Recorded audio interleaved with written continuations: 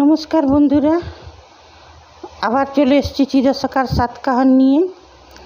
আজকে দেখা যাচ্ছে যে কমলিনী আর মিঠি শুয়ে আছে, কমলিনী উঠাচ্ছে, বললো এমনি করে থাকিস না সোনা, নিজেকে স্বাভাবিক কর, স্বাভাবিকভাবে থাক। মিঠি বলল কি করব মা, আমার আর বাঁচতে ইচ্ছে করে না। কমলিনী বুঝতে পারলো যে মিঠি আস্তে আস্তে ডিপ্রেশনের দিকে চলে যাচ্ছে। তো কমলিনী বলল ঠিক আছে মা, কিন্তু জীবনটা তো চলবে, ঠিক দুঃখ আছে, কিন্তু দুঃখ নিয়ে আগে তোকে বেরিয়ে যেতে। প্লুটো স্বপ্ন ছিল তুই দেশ বিদেশে যাস, অনেক ছাত্রছাত্রীকে পড়াস, তো সেই স্বপ্নটার কথাও মনে রাখ। আচ্ছা ঠিক আছে মা, তুই শু, আমি তোকে গান বলে ঘুম পাড়িয়ে দিচ্ছি। মিঠি শুয়ে গেল, বল 2 দিন থেকে ঘুমাসনি, তুই ঘুমা। তারপরে দেখা গেল একটা ক্যাফেতে নতুন কাকু আর ওই কমলিনী দুজনা বসে আছে। নতুন বলছে যে ঘরে খুব শোকের মাহল, দাদা তো বোঝা যাচ্ছে না বাইরে থেকে, দাদার ভেতরে অনেক শোক, দাদা বাইরে তো প্রকাশ করে না, কিন্তু বৌদি বিষে না নিয়েছে। তারপরে ওই বলে যাচ্ছে মিঠির বিরুদ্ধে থানা পুলিশ করবে। তো কমলিনী বলছে মিঠিও তো ডিপ্রেশনে চলে গেছে, আমি মিটিলকে বলেছিলাম কাউন্সিলিংয়ের জন্যে, তো মিটিল বলল যে কাকিমা আমি তো চেনাশোনা, আমার কাছে তো মন খুলে সব বলবে না, আমি এটাতে কিছু সাহায্য করতে পারবো না। তো নতুন বলল ঠিক আছে, আমি অন্য সাইকিয়াট্রিস্টের সাহায্য নেব। তবে এইটা আমি বুঝতে পারলাম না যে মিটিল বলছে সাহায্য করতে। আমি তো জানি চেনা সাইকিয়াট্রিস্ট মনের ভেতরটা বুঝতে পারে। মিটিল আর মিঠির মধ্যে তো অনেক বন্ধুত্ব আছে, তো মিঠিল তো ভালো করে বুঝবে যে কোন জায়গায় আঘাত আর কেন ডিপ্রেশনটা। তো চাইলে তো মিঠিলে ওকে বার করে নিয়ে আসতে পারে। যাই হোক, কমলিনী তাও স্বতন্ত্রকে ইনভলভ করলো এইটাতে। তারপরে বলছে যে বৌদি বলছে আইনি পদক্ষেপ নেবে। তো কমলিনী ওইটা শুনে একটু ভয়ও খেলো যে কী হবে। মিঠির বললো না সেসব যাই হোক। তারপরে বললো যে হ্যাঁ তোমার অ্যাওয়ার্ড ফাংশন এসে গেছে, তোমার ছবি অ্যাওয়ার্ড পাচ্ছে, এইসবই কথা বললো, এখন আমি এসব ভাবছি না।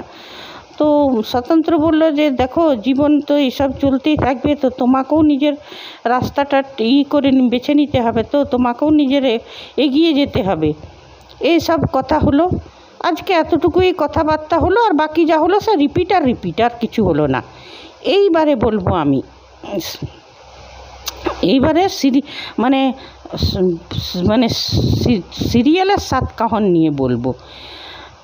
এইখানে নোয়াতে সেদিনে লেখিকা বললেন যে এমনি প্লুটোর মতন এমনি অনেক ছেলেই আত্মহত্যা করে, যারা মা বাবার সিদ্ধান্তটা ঘাড়ে চাপিয়ে দেয়, ছেলে মানতে পারে না, তখন আত্মহত্যা করে।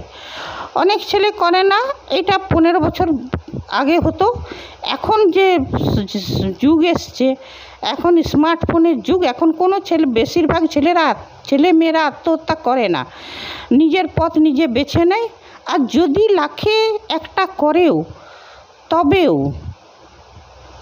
যদি লাখেও একটা করে, তবে তার মা এত উগ্র হিসেব মতো শোক প্রকাশ করে না। কারো যদি ছেলে সন্তান, ওটা তো অনন্যা বুঝতে পারছে ভালো করে যে কেন প্লুটো মারা গেছে, কিন্তু ও শোক প্রকাশ করছে হিসেব করে। কিন্তু বাস্তবিক দেখা গেলে যদি কোনো ছেলে আত্মহত্যা করে, তার মা কিন্তু এলো পাথাড়ি কাঁদে, সব কান্নায় ভেঙে পড়ে, আর ওইটাই নিজের দোষটাই বলে, নিজের দোষটাকে প্রকট করে সবার সামনে যে আমি কেন এই কাজটা করলাম, যে আমার ছেলে চলে গেল, আমি কেন এটা করলাম, নিজের ভুলগুলোই খুঁজে নিজেকে শাস্তি দেয়, নিজেকে সাজা দেয়। আর এইখানে অনন্যা এমন স্বার্থপর, হিংস্রপরায়ণ মা, আমি কলঙ্কিত মা।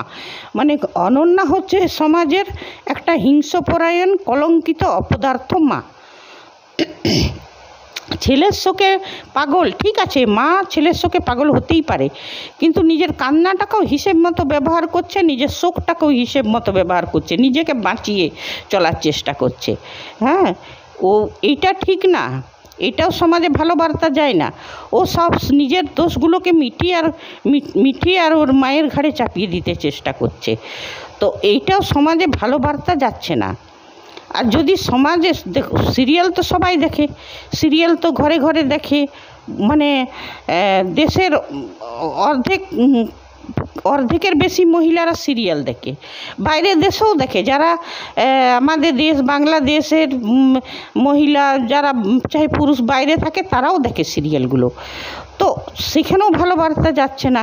এই অনন্যার আচরণটা কি এমনি কি মা থাকে যে নিজের ছেলে যদি আত্মহত্যা করে নিজের দোষ না দেখে অন্যের মেয়ের উপর দোষ চাপায়, অন্যের মেয়েকে শাস্তি দেবার চেষ্টা করে? এটা কেন বুঝতে পারছে না যে অন্যের মেয়েকে মিঠিকে ভালোবাসত প্লুটো, ওকে যদি শাস্তি দেয় অনন্যা জেলে পাঠায় তো প্লুটোর আত্মা শান্তি পাবে না? তাহলে তুমি কেমন মা, কেমন ছেলেকে তুমি ভালোবাসতে, কেমন? তাহলে তুমি এত শোক প্রকট করছো কেন? তাহলে তুমি নিজের হিংসাটাকেই চরিতার্থ করো। হ্যাঁ, তোমার ছেলের জন্য শোক প্রকট করবার দরকার নেই, তুমি ওইটাই করো, তাহলে খুব ভালো সমাজে বার্তা যাবে। আর সমাজে বার্তা যখন যায় দেশের বাইরেও বার্তাটা যায়। এই যে লেখিকা বলছেন যে আমি নিজের ইচ্ছায় গল্প নিজের ধারা অনুযায়ী এগোবে, তো কী ধারা অনুযায়ী? আপনি আইন কানুনকে এক পাশে রেখে নিয়ে, দেশের সংবিধানকে এক পাশে রেখে নিয়ে আপনি গল্প লিখবেন? যেখানে চন্দ্র, ও তো 20 বছর আগেই মরে গেছিল, সেই লোকটা জীবিত হয়ে এলো, তার কোনো সার্টিফিকেট হলো না কিছু, সে আবার কোর্ট চলে গেল, কোর্টও তার বিরুদ্ধে কোনো পদক্ষেপ নিল না যে তুমি যখন মরে গেছিলে তো তুমি বেঁচে এলে, তো তার প্রমাণ দাও যে তুমি বেঁচে। এগুলো তো বাস্তবিক জীবনে হয়। মানে তুমি লিখবে তো আইন কানুনকে কোনো পরোয়া না করে লিখবে? এটাও তো দেশের বাইরে যাচ্ছে বার্তাটা। দেশের বাইরে এই বার্তাটাও যাচ্ছে যে কমলিনী আগের স্বামী তার নতুন বউ মেয়ে নিয়ে ঘরকন্যা করছে একই বাড়িতে, আর তারপরে ওর ছেলের বউ রোজ অসভ্যতামি ছোটলোকামি করে যাচ্ছে, কমলিনীকে নানানভাবে অপমান হেনস্থা করে যাচ্ছে। এইগুলো তো ভারতে কি এগুলো হয়? আমাদের দেশের আইনে কি এগুলো মানে? তো কোর্টের তো প্রথমেই উচিত ছিল যে চন্দ্রর উপর অ্যাকশন নেওয়া, সেটা না করে কোর্ট খেয়েও জজ সে যাই হোক যে করে হোক ডিভোর্সটা পাওয়ালো, মিটিলের জন্যে হলো সেটা। কিন্তু এইবারে চন্দ্রের যে অফিস, তারাও তো আইনি সাপোর্ট নেবে, তারাও তো কিছু পদক্ষেপ নেবে চন্দ্রের বিরুদ্ধে। চন্দ্র ওদের সাথেও তো ফ্রড করেছে, সেসব তুমি এক পাশে রেখে দিলে। তারপরে চন্দ্রকে তুমি ওই ঘরটাতেই কমলিনীরই বাড়িতে ঘরকন্যা করছে, নতুন বউ মেয়ে নিয়ে বহাল তবিয়াতে আছে, আর ওই বাড়িতেই কমলিনীর ছেলে, বেকার ছেলে, আর তার অকাল কুষ্মাণ্ড বউ কমলিনীকের উপর নানা রকম অ্যালিগেশন লাগাচ্ছে, নানা রকম ছোটলোকামি করে যাচ্ছে। তারপরে একটা প্রোমো দেখলাম যেটাতে তো আরও মাথা খারাপ হয়ে গেল। এতদিন বুবলাই, বর্ষা এরা তো ছিলই, এখন আবার মিঠিও সেই দলের নাম লেখালো, মাকে স্বার্থপর বলছে। কিসের জন্য বলছে জানি না, তবে কমলিনী যে উচ্ছ্বাস করে বলল যে দেখ আমি 5 লাখ টাকা অ্যাওয়ার্ড পেয়েছি, হয়তো ওই সেই জন্যই বলছে, ওই উচ্ছ্বাসটা মিঠির ভালো লাগেনি। সে যাই হোক, আমি চাইবো যে মিঠি আগেকার মতনই আবার হয়ে যাক, এই বর্ষার বুবলাইয়ের রাস্তায় না চলে, তাহলে সিরিয়ালটা আরও বরবাদ হবে, দর্শকরা কেউ দেখতেও চাইবে না। আর একটা কথা, দেশের বাইরে যখন লেখিকা মেকার্সরা যখন দেখাচ্ছেন, কেন কি দেশের বাইরেও অনেক লোক থাকে যারা সিরিয়ালগুলো দেখে, তো দেশের বাইরেও এই খারাপ বার্তাগুলো যাচ্ছে যে একটা মৃত আইন কানুনের ধার ধারে না, কোর্টের ধার ধারে না, চন্দ্রের মতন একটা মৃত লোক প্রাক্তন স্ত্রীর বাড়িতে থাকছে, তারপরে বুবলাই, বর্ষার মতন একটা ছোটলোক ছেলে মেয়ে, এই ছোটলোক ছেলের বউ সে সবসময় শাশুড়িকে অপমান করছে, আর কমলিনী সেগুলো হজম করছে। বাস্তবিক জীবনে তো সেগুলো হয় না, তো যা বাস্তব সেটাই দেখান লেখিকা। এইসব আজগুবি দেখিয়ে দর্শকের মাথা গরম করে বিপি বাড়িয়ে তো কোনো লাভ নেই। এইখানে আমি বলবো আইনসঙ্গত, যুক্তিসঙ্গত লেখাটা লিখুন, তবেই দর্শকদের ভালো লাগবে। এইখানে দেখা যাচ্ছে লক্ষ্মীমণি, বর্ষা, বুবলাই, অনন্যা, মৌ, রোশনি, এরা মানবিকতার লক্ষণই নেই। এরা সব এক একটা করে মানুষ, এদের মানসিকতা বিকৃত, এদের একদম বিকৃত মানসিকতার লোক। তো এদের উপরেও কিছু অ্যাকশন নেওয়া, সবসময় এদেরই জিত, শয়তানদেরই জিত হয়ে যাবে তার তো কোনো মানে নেই। তো লেখিকার সেইগুলোর দিকেও ধ্যান দেওয়া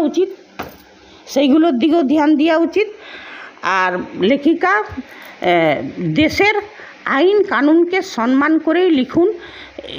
দেশের আইন কানুনের উপর যে লিখতে যাবেন না। গল্পের গরুকে আপনি গাছে চাপাতেই পারেন, গাছে চড়িয়ে গাছ থেকে নামাতেও পারেন, আবার আকাশে উড়িয়ে দিতেও পারেন, কিন্তু তা বলে দর্শকরা যে বোকার মতো সেগুলো গিলবে সেটা ভাবার কোনো মানে হয় না। আপনি আইনসঙ্গতভাবে লিখুন আর নিজেকে দর্শকদের ভালো লাগে সেই কাজটাই আপনি করুন। ঠিক আছে বন্ধুরা, আজ এতটাই। আবার কালকে চলে আসবো চিরসখা সাতকাহন নিয়ে। ধন্যবাদ, বাই।